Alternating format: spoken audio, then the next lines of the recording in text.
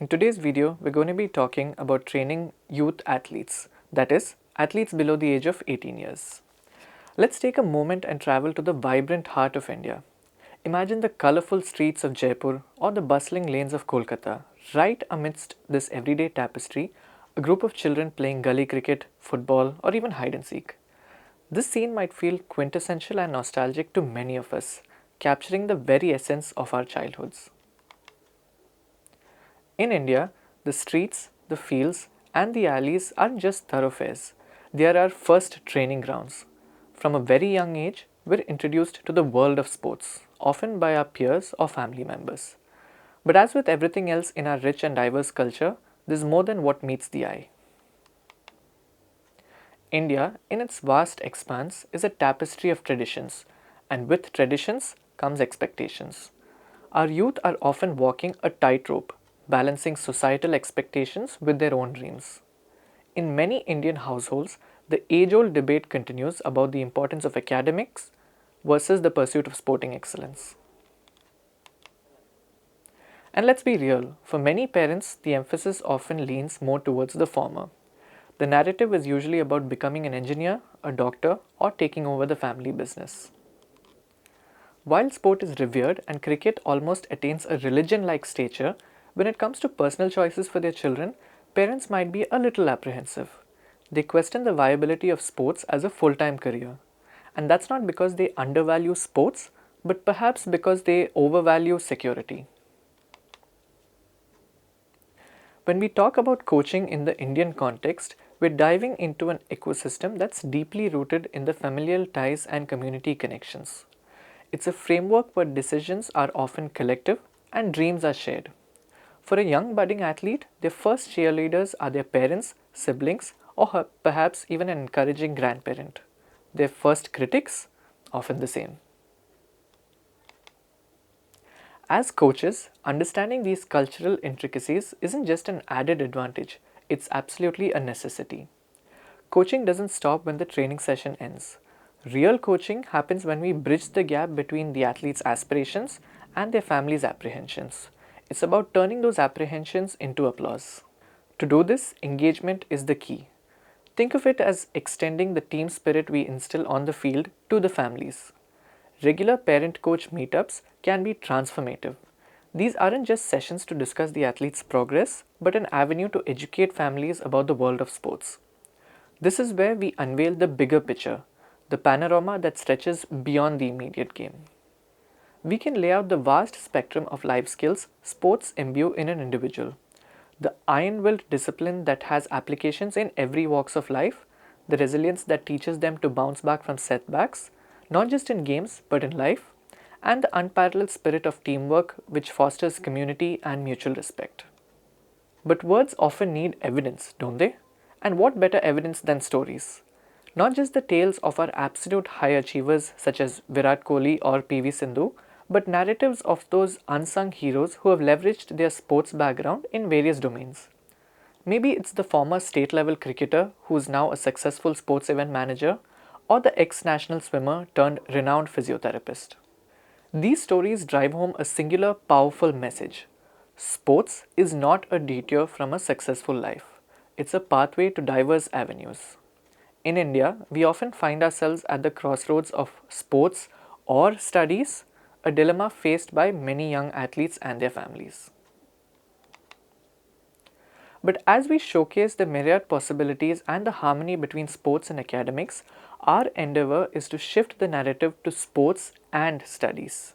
The two aren't adversaries, they are allies, each enriching the other. While the sport might be played on the field, its real success is determined while away from it.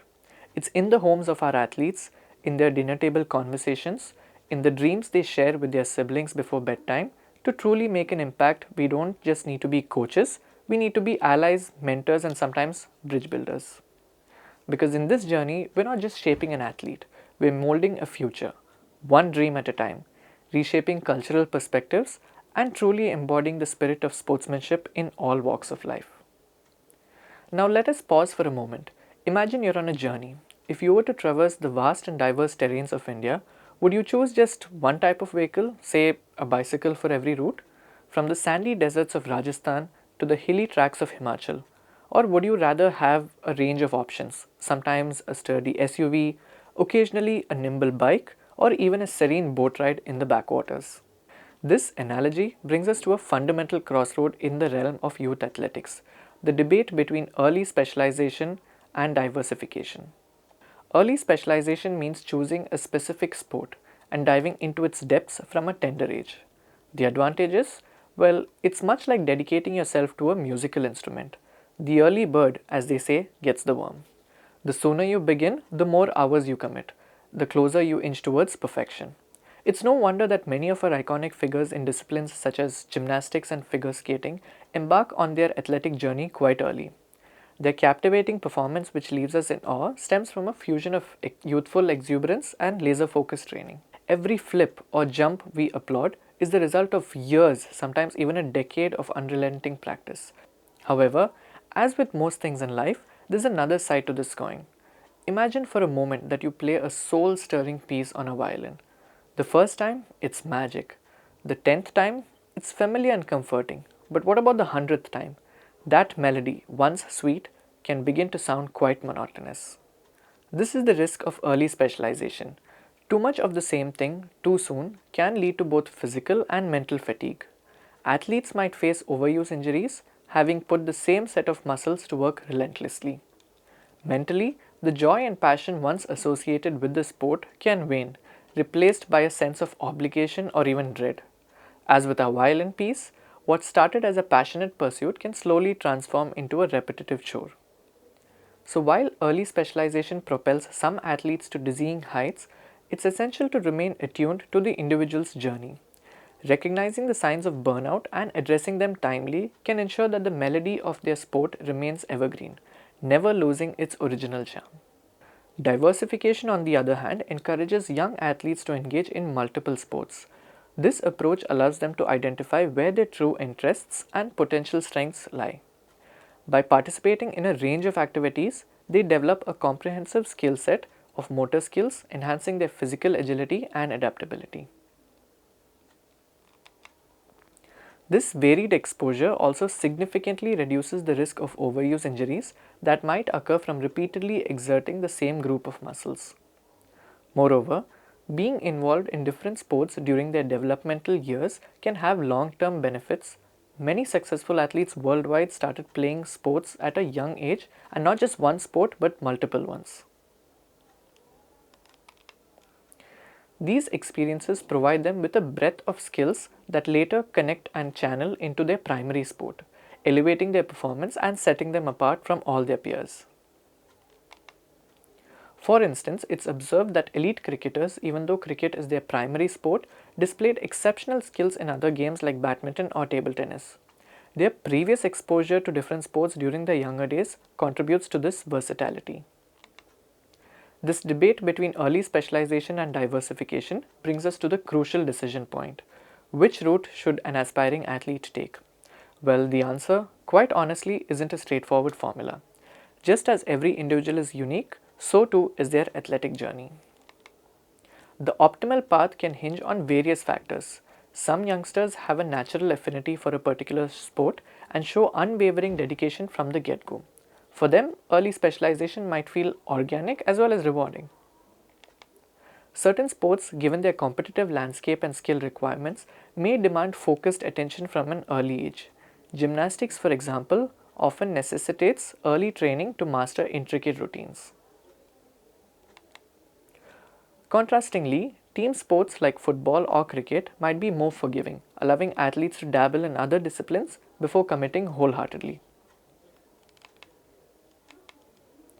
Is the goal to pursue a sport professionally, or is it more for a recreational pursuit? The answer can significantly influence the decision. Aiming for elite levels might require more specialized training, while playing for fun or health can afford a more diversified approach. For those guiding these young talents, coaches, mentors, and parents, the responsibility is immense. It's not just about training sessions, drills, or matches, it's about observing, understanding, and responding to the athlete's evolving needs and sentiments.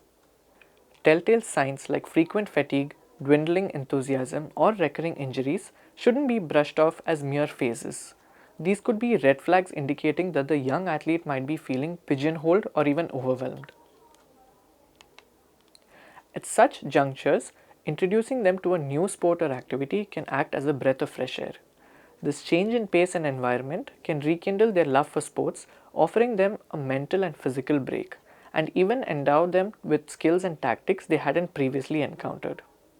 Physical maturity and development in young athletes is an intricate journey layered with various phases and nuances. One of the most noticeable phases is the growth spurt, predominantly seen during pre-adolescence and adolescence. These spurts are characterized by periods of swift skeletal growth that can span several months. As fascinating as this rapid growth might be, it presents its set of challenges. For instance, during these spurts, young athletes often grapple with coordination issues. Their bodies are growing, but their motor skills might lag, leading to moments of uncoordinated movements. This necessitates a re-evaluation of training programs, perhaps scaling back on high-impact activities temporarily or recalibrating techniques to accommodate their evolving physique. Between the ages of 14 and 18, the body undergoes a pivotal phase of muscular development. Triggered primarily by hormonal shifts, especially the spike in testosterone and estrogen, there is a pronounced alteration in muscle size and density. The ramifications for coaches are manifold. It requires the careful restructuring of training regimens. As these young athletes' muscles evolve, the efficacy of introducing progressive resistance becomes more paramount. This form of training, while methodically ramping up resistance, places immense importance on maintaining the correct technique to optimize gains and at the same time reduce injury risk. Additionally, as muscles grow and naturally tighten, it's indispensable to weave in flexibility exercises. Ensuring a full range of motion is maintained not only aids in performance but also adds as a preventive measure against potential muscle strains and injuries. Parallel to muscle development, the skeletal system is charting its growth trajectory. Throughout the teenage years, athletes will witness their bones not just growing in length but also density. This culminates in peak bone mass around the early 20s. The implications for those involved in high impact sports where the skeletal system is constantly under duress are profound. It becomes a matter of priority to champion bone health. This extends beyond just training adjustments to encompass dietary interventions where the spotlight shines brightly on calcium and vitamin D, the building blocks for strong bones. Beyond the visible changes, hormone plays a profound, often underappreciated role during puberty. These aren't just architects of physical development, they are influential conductors of emotional and psychological well being. Hormones like testosterone and estrogen don't operate in isolation. Their fluctuations shape moods, dictate energy reserves, influence quality of sleep, and even modulate appetite. For coaches and trainers, understanding the hormonal milieu is instrumental. It's about calibrating training plans in sync with an athlete's hormonal landscape. This delicate balance ensures athletes are pushed to their potential while also allowing ample space for recovery and rejuvenation. As we talked about growth, the overarching theme of adaptability and resilience in young athletes can't be understated. Their physiological systems, especially the cardiovascular framework, evolve to handle increased training loads, resulting in enhanced stamina. But herein lies a critical juncture. This heightened capacity, while empowering, also introduces the risk of overextension. The fine line between harnessing this power and succumbing to overtraining is razor thin. Constant vigilance is key. Trainers and coaches need to be astute observers, looking out for warning signs such as persistent fatigue, mood swings, or a sudden dip in performance. The goal remains clear: to cultivate their passion while safeguarding their physical and emotional well being. Now, when we talk about age and stage, understanding the journey of an athlete is a bit like following the chapters of a book. Each age corresponds to a specific stage, and while there might be common markers, each athlete's story is unique. Age at its core is not just a chronological marker, it's a compass that provides direction in the intricate maze of athletic development. Let's delve deeper into why age is more than just a simple number when it comes to our young athletes. When we utter the word age, often we are referring to more than just the chronological numbers of years someone has been alive. It embodies a multifaceted tapestry of physiological, psychological, and even sociocultural development. In the realm of sports and training, understanding these nuances is paramount. Consider the spirited 10-year-old entering the training ground. Their world is one of curiosity, exploration, and a thirst to dip their toes in various waters. Their energy levels seem inexhaustible, mirroring their desire to embrace a spectrum of activities.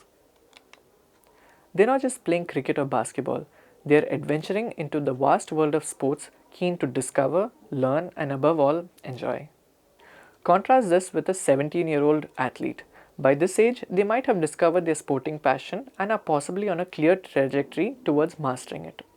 Their training sessions are more intense, characterized by a meticulous effort on refining techniques, understanding game strategies, and enhancing specific skill sets.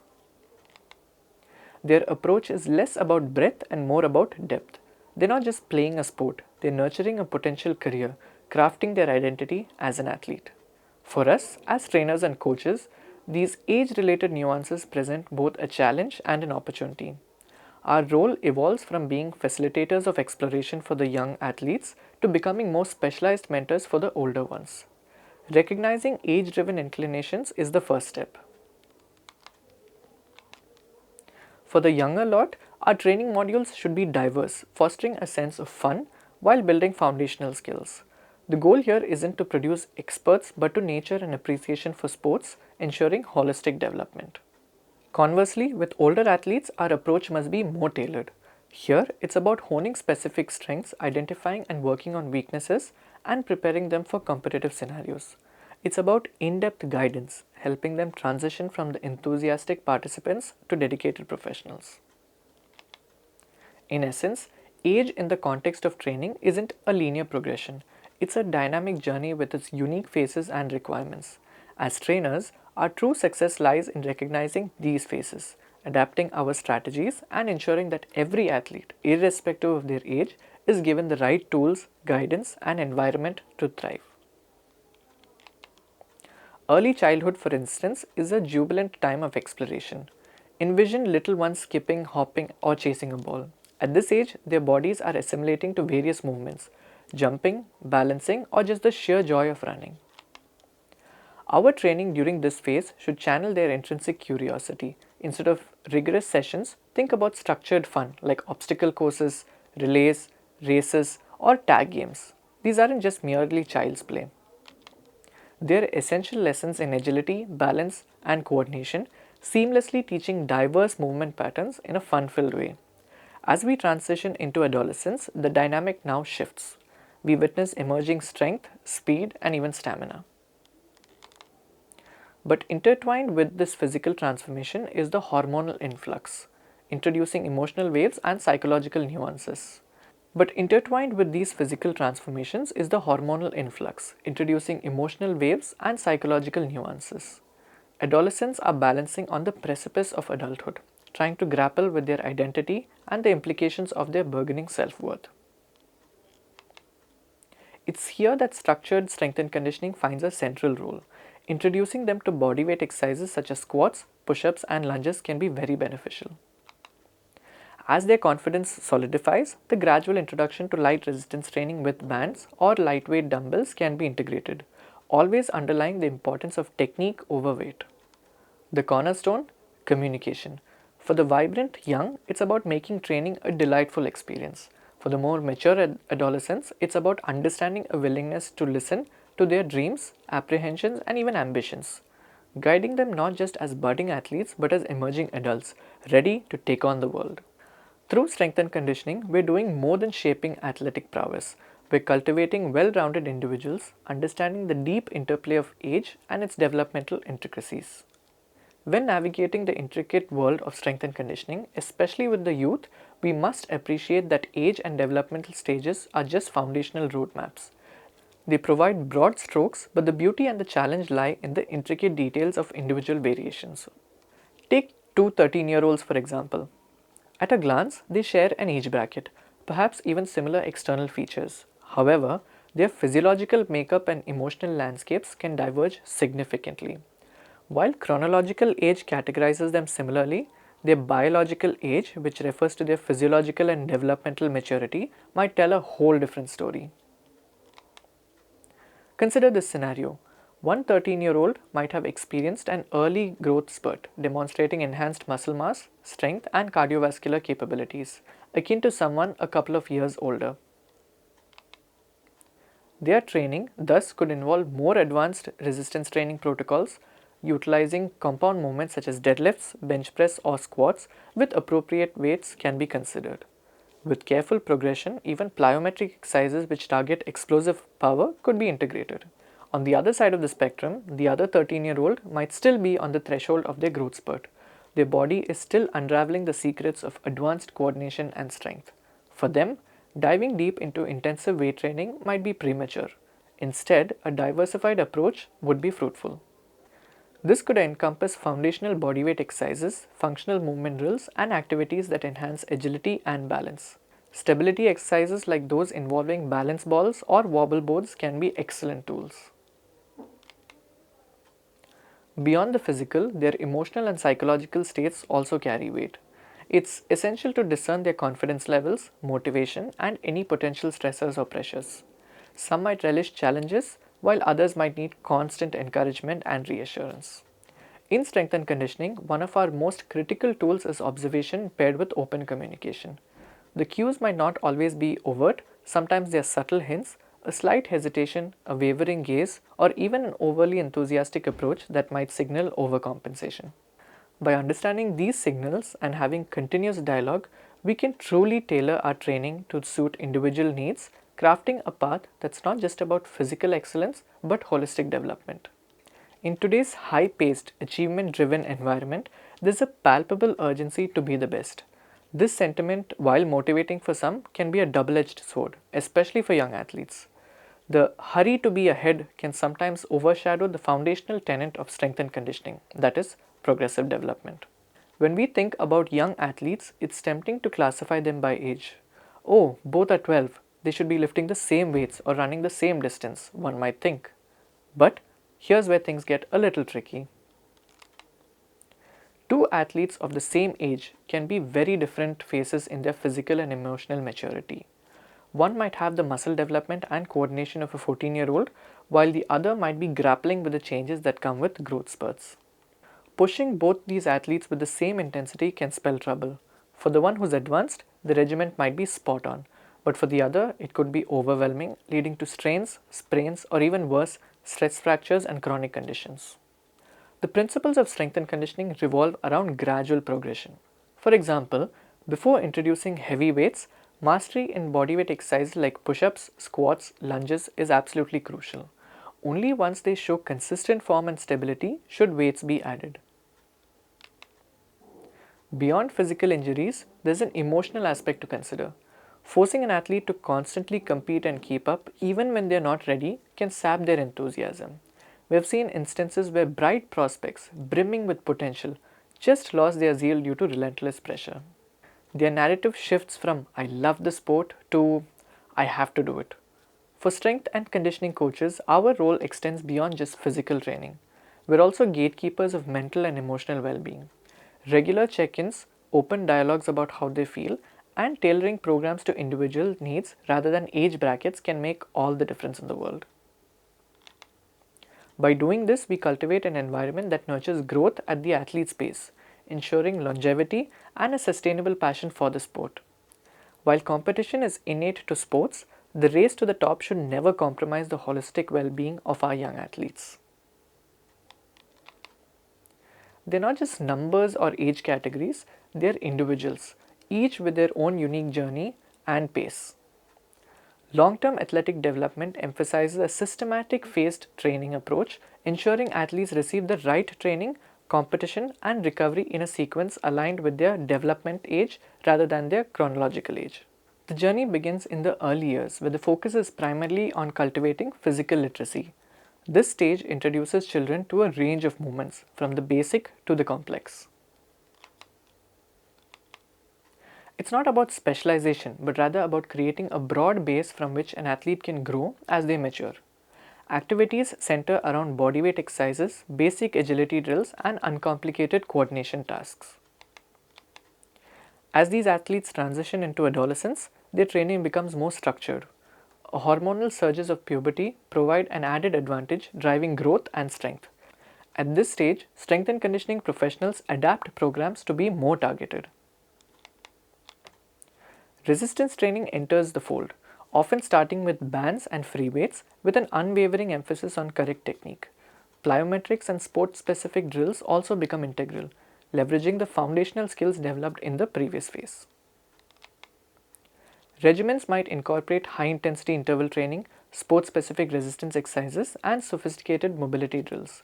It becomes a period of refining and perfecting skills, preparing the athlete for elite levels of competition.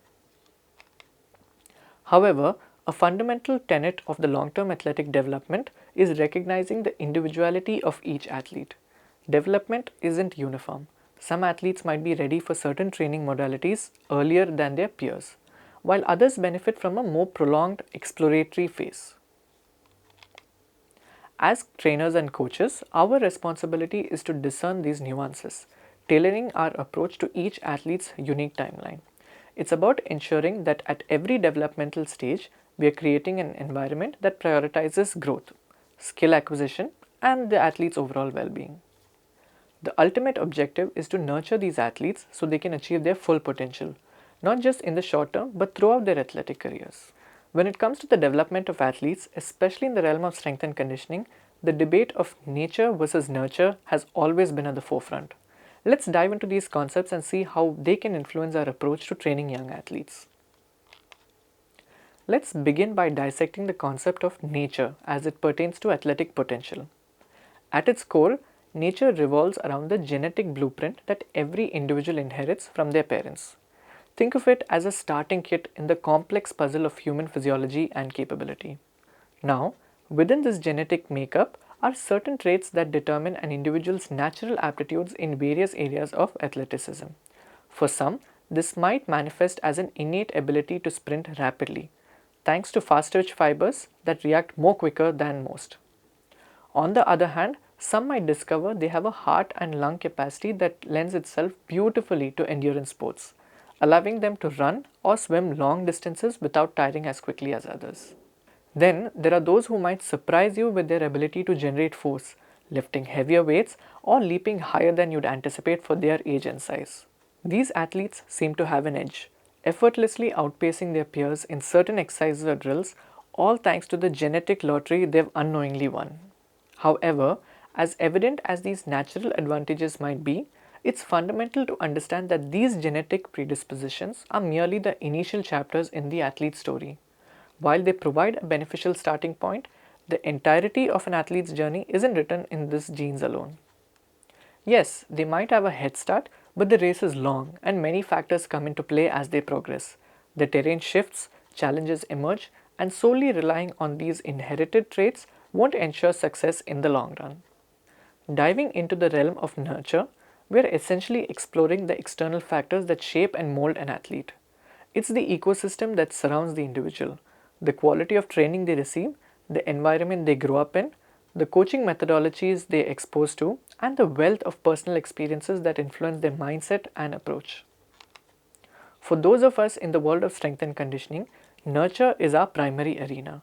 It's our responsibility to discern the individual characteristics of each athlete, to see beyond the raw genetic makeup and identify areas of potential as well as those that need intervention.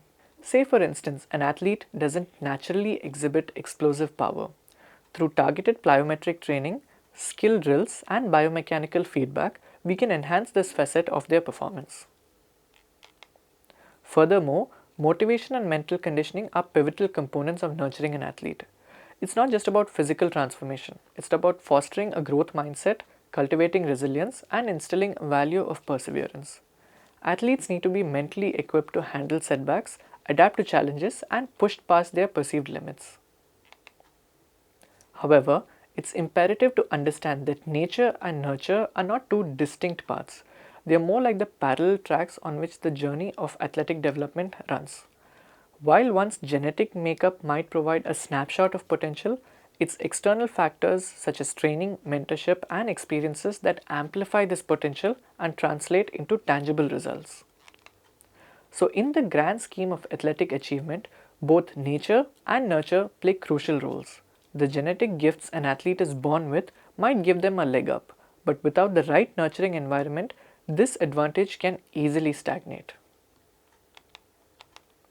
On the other hand, those who might not have been blessed with exceptional genetic traits can surpass their natural limitations with the right guidance, unwavering commitment, and an optimized training protocol. The blend of these two forces, in essence, shapes the trajectory of an athlete's journey. For those of us guiding young athletes, our role is multifaceted. We need to recognize and appreciate their innate abilities, but equally, we must emphasize the power of consistent training, perseverance, and adaptability. It's about striking a balance, ensuring that while we harness their genetic predispositions, we also cultivate a mindset of growth and continuous improvement.